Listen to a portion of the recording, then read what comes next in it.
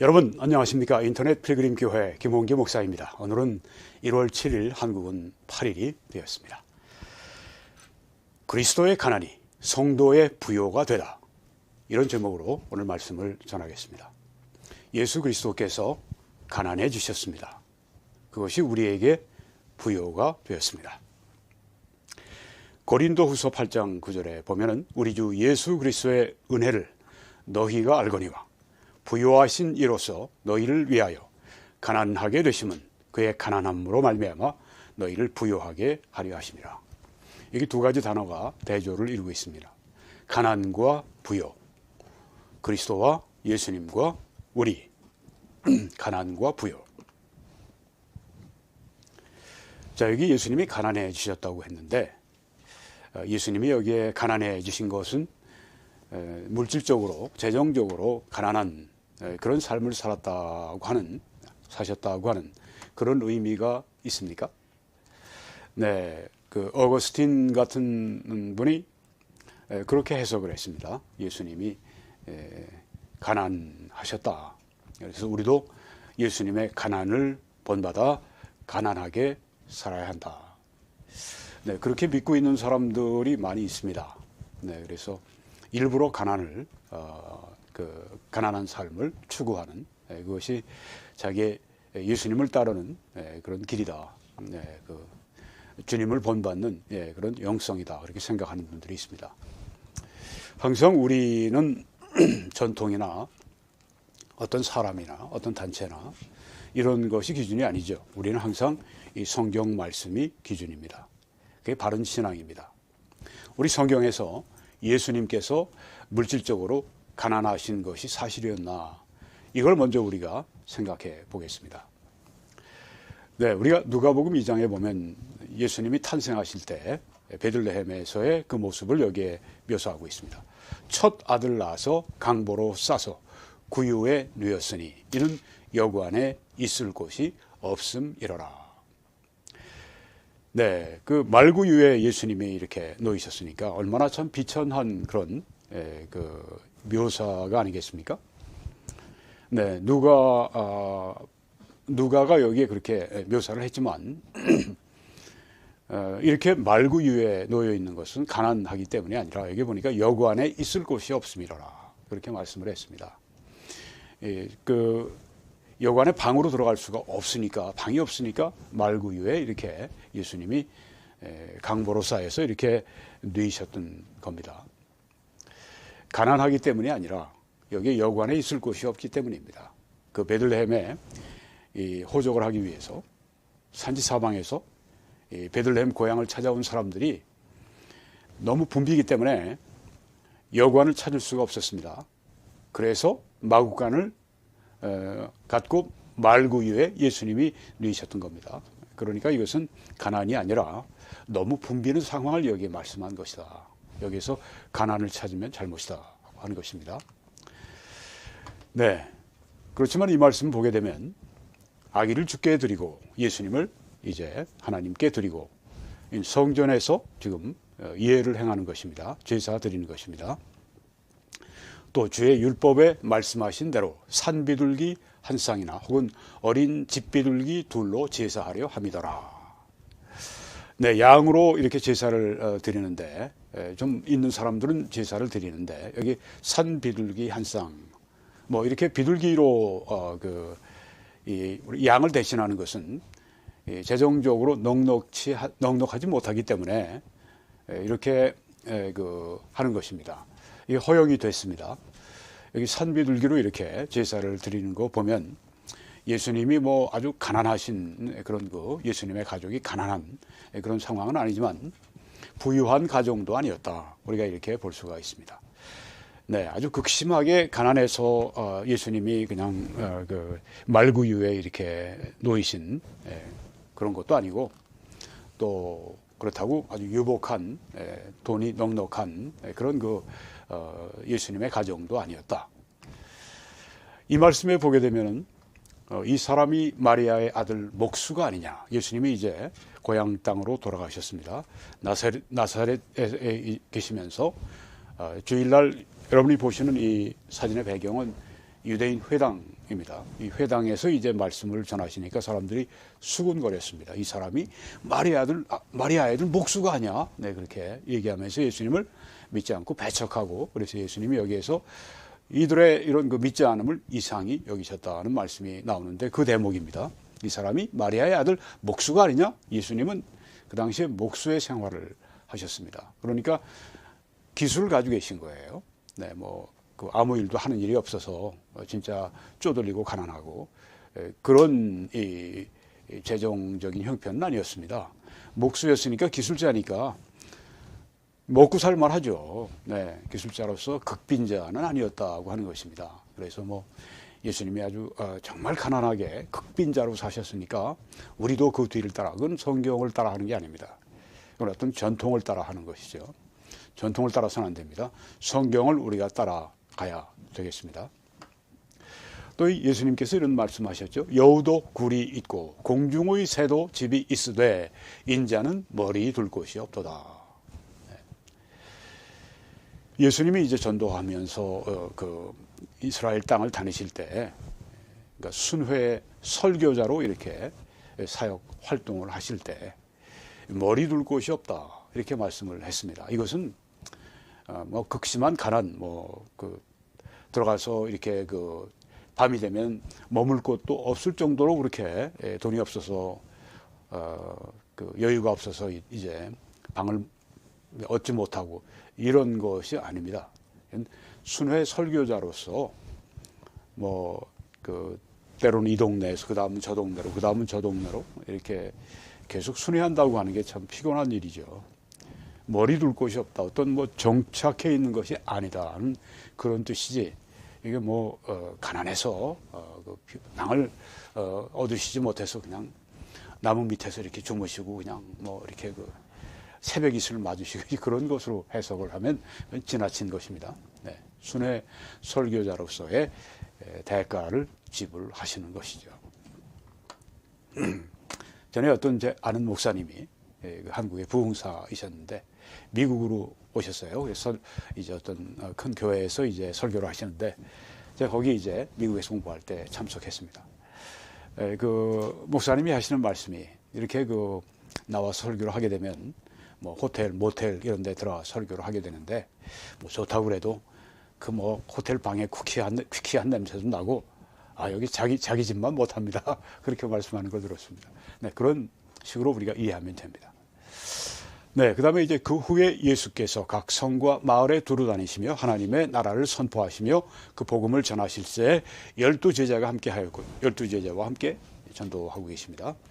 또한 악령들을 쫓아내심과 병고침을 받은, 악령도 나갔고 병고침도 받고 이런 어떤 여자들이 있었습니다. 곧 7 악령들이 나간 자 막달라인이라 하는 마리아와 은혜를 받은 사람들이죠.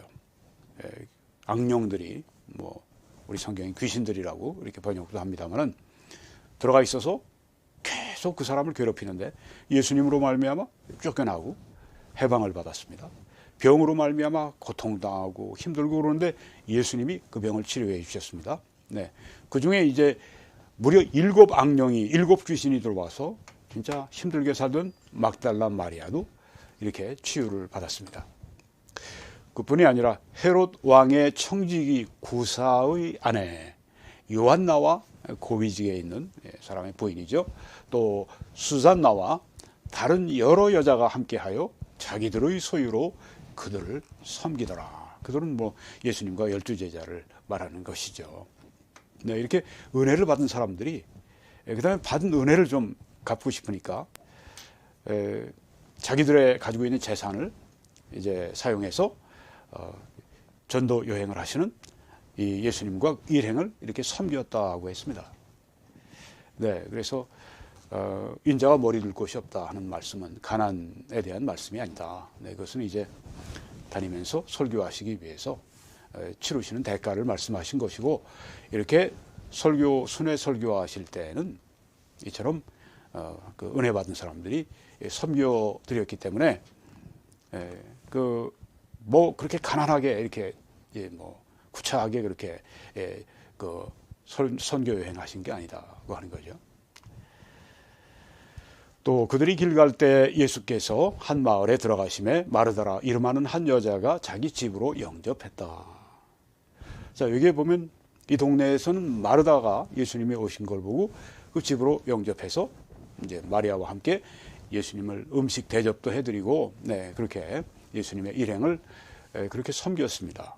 네, 그래서 머리 둘 곳이 없다고 하셨지만, 그건 뭐 야외에서 그냥 잠을 청하셔야 되는 그런 상황이 아니었고, 네, 이렇게 가는 곳마다 이렇게 그 하나님의 감동을 받은 그 사람들이 자기들의 집을 개방하고 자기들의 소유를 팔아서 섬기면서 선교 여행하도록 도왔다고 하는 거죠. 네. 여기 마르다의 집에서 섬김을 받으신 것이 나옵니다. 또 어떤 성이나 마을에 들어가든지 어디를 가든지 전도할 때 합당한 자를 찾아내서 너희가 떠나기까지 거기서 머물라. 이렇게 순회하면서 하나님의 말씀을 전하는 사람들을 당시에는 이렇게 그 자기 집을 개방해서 그들을 이렇게 모시고 섬기고 그런 일들이 하나의 관습이었습니다. 뭐 선지자의 땅이니까 그렇죠. 네. 여기 예수님께서 제자들에게 이제 전도 여행을 내보내시면서 하신 말씀입니다. 어디 가서 합당한 사람을 찾아내서 거기에서 머물면서 유숙하면서 거기에 복음을 전해라. 네, 그러니까 뭐 그 이런 그 친절을 받고 호의를 받고 이렇게 복음을 전했기 때문에 네, 뭐 아주 가난한 가운데 그렇게 그 음식도 제대로 못 먹고 뭐 네, 밤잠도 제대로 못 자고 그런 것이 아니었다. 네. 또 어떤 이들은 유다가 돈꾀를 맡았으므로 회계입니다. 유다가 예수님 그 일행에 그 돈꾀를 맡은 그 회계가 유다였는데 명절에 우리가 쓸 물건을 사라 하시는지 혹은 가난한 자들에게 무엇을 주라 하시는 줄로 생각하더라. 네. 그러니까 이제 유다에게 네가 가서 할 일을 하라고 예수님 말씀하시니까 유다가 나갔는데 사람들은 이제 뭐 가난한 사람들에게 뭐 그 가지고 있는 돈 가지고 뭘 사주라고 말씀했나 이렇게 생각을 했다고 하는 겁니다. 혹은 우리가 쓸 물건을 사라고 하셨나. 그러니까 이게 구제를 할 수 있을 정도의 재정을 가지고 선교 여행을 하셨다. 그러니까 이제 아주 극심하게 가난에 쪼들리는 그런 그 예수님의 선교 여행이 아니고 순회 설교는 재정이 어느 정도 넉넉했다. 이렇게 우리가 볼 수가 있습니다. 그래서 예수님은 극빈층 삶을 사시지 않았습니다. 그래서 아주 가난하게 사는 것이 미덕인 것처럼 예수님을 따라하는 것처럼 얘기하면 성경의 말씀을 따라하는 것은 아닙니다. 뭐 그렇게 본인이 원하면 뭐 그렇게 살 수는 있지만 성경에 예수님이 그랬다고 말하면 안 됩니다. 예수님은 극빈층이 아니라 당시에 팔레스타인 땅에 보통의 유대인들의 삶을 사셨습니다. 왜? 카펜터 예수님이 목수하셨으면 얼마나 예수님이 성실하게 하셨겠어요. 그렇죠? 또 잘하셨습니다. 예수님이 못하시겠어요? 그 예수님이 뭐 12살 돼서 뭐 그 예루살렘에 가서 성전에서 그 해박한 이 율법 학자들하고 말씀을 이렇게 대화를 하실 때 그들이 깜짝 놀랐는데 그런 그 지력을 가지고 계시고 또 목수로서 건강하시고 그럼 뭐 아주 풍족한 뭐 부자는 아니었을지라도 극빈으로 그렇게 사셨다고 말하는 것은 틀린 말이죠. 네, 보통의 유대인들의 삶을 영위하셨다. 자, 예수님이 이렇게 가난하게 되셨다고 하는 건 그러면 이렇게 보통 우리가 생각하는 뭐 예수님이 가난하게 되셨다, 뭐 물질적으로, 재정적으로 가난하게 되셨다, 뭐 이런 게 아니라면 어떻게 우리가 이해를 해야 됩니까? 예수님은 영적인 의미에서 가난해 주셨다고 하는 것입니다. 어떤 분들은 이것을 또 왜곡을 합니다. 예수님이 어떻게 영적으로 가난해져? 어떻게 예수님이 영적으로 가난해지실 수가 있어? 그러니까 예수님은 물질적으로 가난해지신 거예요. 이렇게 왜곡을 합니다. 네. 물질적으로 가난하지 않으셨다는 것은 뭐 이미 말씀드렸어요. 이 성경이 말씀합니다. 그렇게 얘기한 다음에 예수님이 물질적으로 가난해지셔가지고 그 다음에 우리를 물질적으로 부유하게 만드시려고 그렇게 했다. 이건 한마디로 물질주의적인 번영신학이라고 합니다. 이건 잘못된 것입니다. 네. 예수님은 물질적으로 가난하지 않으셨습니다. 예수님은 영적인 의미에서 가난해 주셨습니다. 그럼 어떤 사람들은 어떻게 영적인 의미에서 가난해지느냐? 예수님이 뭐 하나님이신데 뭐 영적으로 뭐 낮아지시고 영적으로 뭐 약해지시고 그런 의미가 아니죠. 네. 예수님의 본질이 어떻게 바뀌겠습니까? 하나님으로서의 이 영적인 본질이 바뀔 수가 없습니다. 그건 배제하고 영적인 의미에서 가난해지셨다고 하는 것은 이런 의미가 있는 겁니다. 네, 다시 한번 이 말씀. 부요하신 이로써 너희를 위해 가난하게 되시면 그의 가난함으로 말미암아 너희를 부요하게 하게 하심이라. 네, 여기 그의 가난하심은 물질적인 가난이 아니었다는 걸 우리가 봤습니다. 여기 가난함은 그러면 물질적인 것이 아니면 영적인 의미입니다. 영적인 의미, 어떤 의미로 가난해지셨는가? 네, 예수님의 가난은 한마디로 무엇을 우리가 이야기할 수 있습니까? 그것은 예수님이 성육신 하신 것을 말씀하고 있는 겁니다. 예수님이 성육신 하셨다. 우리 인간의 몸을 입고 이 땅에 오신 것이 그게 바로 예수님이 영적으로 가난해지셨다고 하는 그런 뜻입니다. 예수님이 성육신으로 이 땅에 오셨지만 예수님의 신성은 전혀 이것은 변하지가 않았습니다. 그렇죠? 예수님이 뭐 전지전능하신 게 뭐 조금 약해지시고 그런 게 아닙니다. 예수님의 모든 전지전능하시고 예수님의 뭐 무소부재하시고 뭐 이런 모든 것들은 다 그대로 여전히 신성은 여전하십니다. 그런데 성육신 하심으로 하늘의 영광을 떠나셨다. 예수님은 하나님이신데 뭐 그 어떤 면에 심지어 물질적인 면에서도 천하가 다 우주가 다 그 예수님의 소유이신데 무엇이 부족함이 있겠습니까? 모든 하나님의 그 영광, 그 하나님으로서의 그 부요하심, 그 천국의 그 영광과 그 기쁨, 이 모든 것을 떠나셨다. 이게 바로 영적인 의미에서 가난해지셨다고 하는 것입니다. 성육신 하신 것, 이 낮은 땅으로 오신 것, 하늘의 영광을 떠나 낮은 땅으로 오시고 또 그 모든 신적인 특권을 가지고 계시지만 자유롭게 사용하지 않으셨습니다. 성령을 의지해서 그렇게 기적을 행하시고 그렇게 하셨습니다. 또 예수님은 여자에게서 나셨습니다. 이런 것들이 영적으로 가난하게 됐다고 하는 그런 의미인 것입니다. 죄 있는 육신의 모양으로 오셨어요. 하나님이. 그리고 또한 종의 모양으로 오셨습니다. 우주의 주인이 또 다윗의 후손으로 오셨습니다. 천사보다 조금 더 낮아지셨습니다. 그리고 사람으로서 완전한 사람이시니까, 완전한 하나님이시자 완전한 사람이시니까 그 사람으로서 가지고 있는 그 약함과 제한, 이것을 예수님도 가지셨습니다. 이게 바로 영적인 의미에서 예수님이 가난해지셨다고 하는 겁니다. 예수님 물질적으로 가난하지 않으셨어요. 우리가 봤습니다. 네, 그러면 영적인 의미에서인데, 영적인 의미는 바로 성육신 하신 것을 말합니다. 그래서 인간의 몸을 입고 오신 이게 바로 가난해지셨다고 하는 겁니다. 인간의 약함과 제한을 가지셨기 때문에, 그리고 그래서 예수님이 굶주리시고 목마르시고 피곤하시고 십자가 고통당하실 때는 고통당하시고, 이런 것들이 바로 예수님이 가난해지셨다고 하는 것을 말하는 것입니다. 예수님이 또한 우리와 같이 모든 일에 시험을 당하셨다고 말씀을 했습니다. 물론 죄가 없으시다고 했습니다.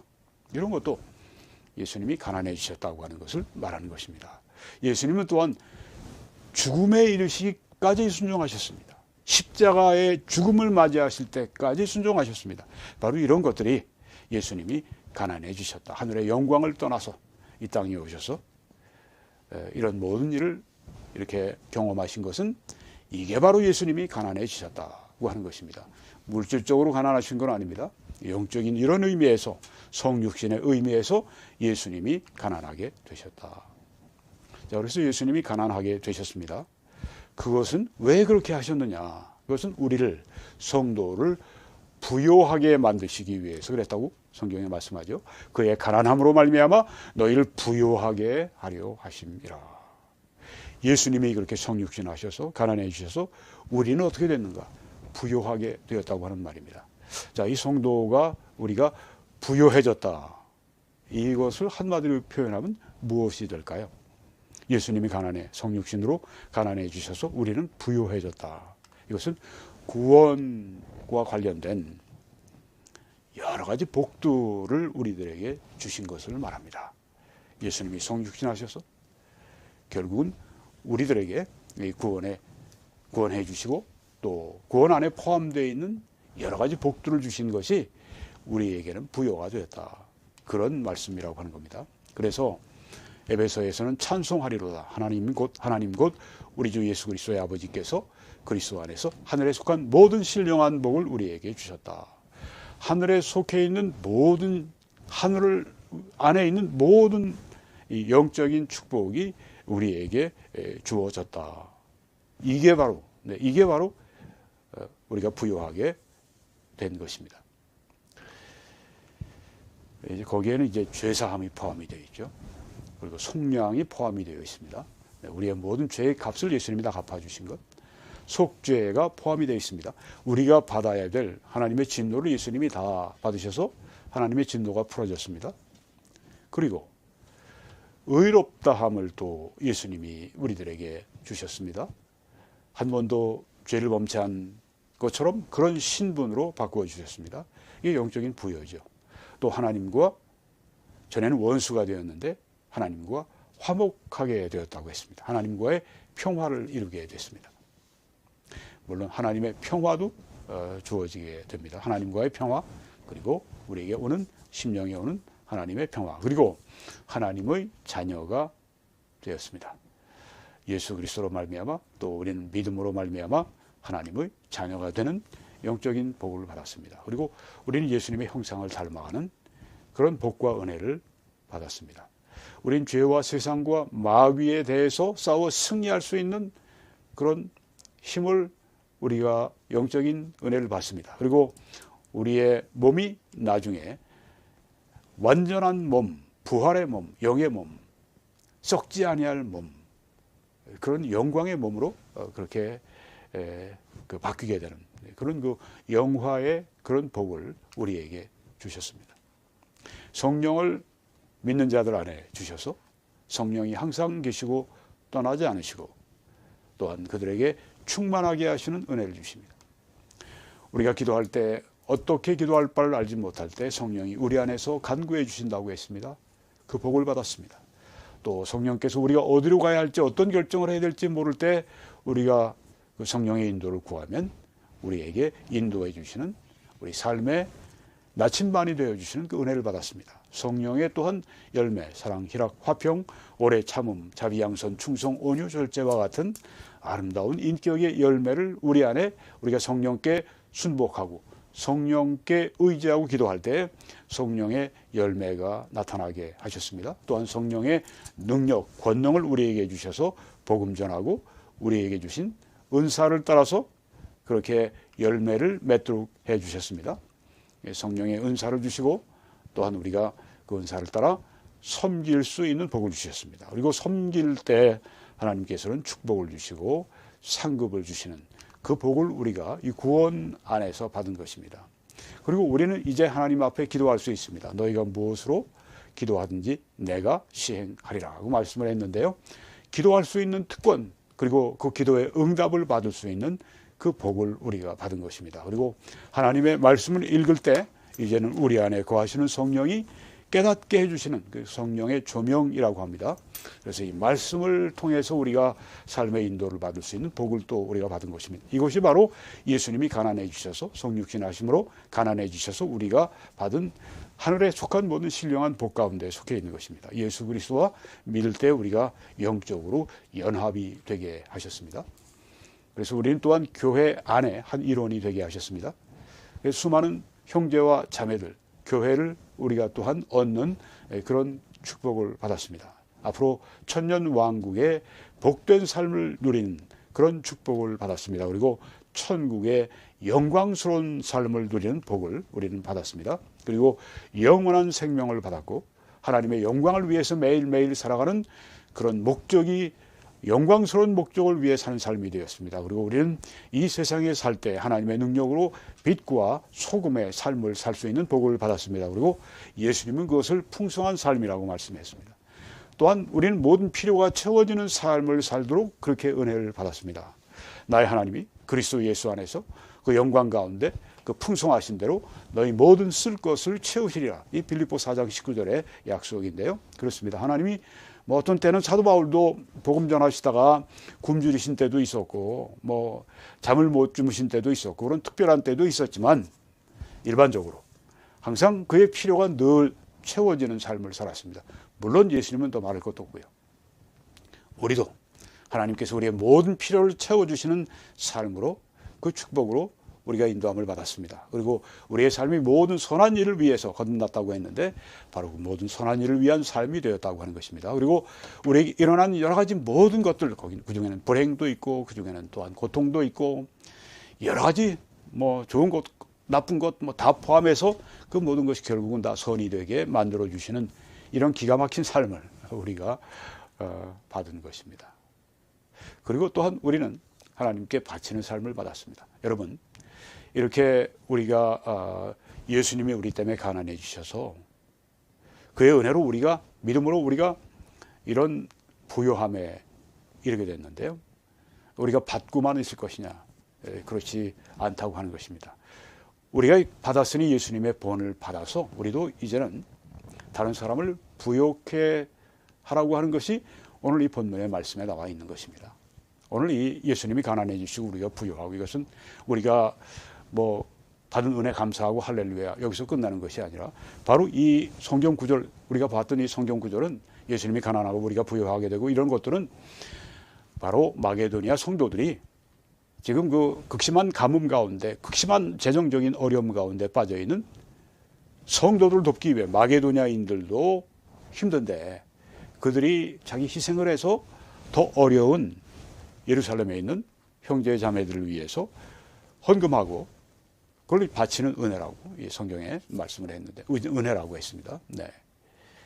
주는 것이니까요. 은혜는 하나님이 우리들에게 자격 없지만 주시는 건데 우리도 그 주님의 본을 받아서 우리의 가진 것을 희생해서 다른 사람들을 부요케 하라고 하는 말씀이 여기 나오죠. 네. 지금 우리 고린도후서 8장 9절을 봤는데 7절에 보면 이 은혜로운 일에도 풍성하게 할지니라. 우리 여기는 은혜라고 했는데 이게 은혜로운 일을 말합니다. 네. 이렇게 우리를 희생하고 이렇게 해서 다른 사람을 부요하게 만드는 이 은혜로운 일에도 풍성하게 할지니라. 은혜를 받았으니 이제는 은혜를 끼치는 삶을 살라. 이게 오늘 본문 말씀인 것입니다. 네. 그리스도의 가난이 성도의 부요가 되었습니다. 그리스도의 가난은 그리스도의 성육신을 말하는 것입니다. 그래서 성도가 부요하게 된 것은 구원의 다양한 복들을 받은 것입니다. 이렇게 우리가 복을 받았으니 은혜를 받았으니 예수 그리스도의 이런 본을 따라서 우리를 희생하고 다른 사람을 부요케 하는 삶을 살아야 한다는 것이 오늘 이 본문 말씀의 뜻입니다. 이 사역을 위해 함께 기도해 주시고 전파해 주시고 헌금해 주셔서 이번 새해에도 이 방송이 더 발전적으로 더 성장하며 더 넓은 곳에 더 많은 곳에 영향을 끼칠 수 있도록 그렇게 여러분의 사역이 되게 하시기 바랍니다. 그러신 분들에게 이 약속이 있습니다. 하나님이 너희 모든 은혜를 너희에게 넘치게 하실 수 있으니 이는 너희로 모든 일에 항상 모든 것이 넉넉해 모든 착한 일을 넘치게 하게 하려 하십니다. 놀라우신 이 하나님의 은혜가 우리가 알 수 없는 다른 여러 가지 것들을 모두 포함해서 여러분의 삶에 넘치게 임하시기를 간절히 축원합니다. 한국에서는 이 신한은행의 정보 또 미국에서는 이 뱅크 오브 아메리카 정보를 통해서 함께 주님을 섬겨주시기 바랍니다. 하나님의 놀라우신 은혜가 여러분들과 함께 하시기를 간절히 축원합니다.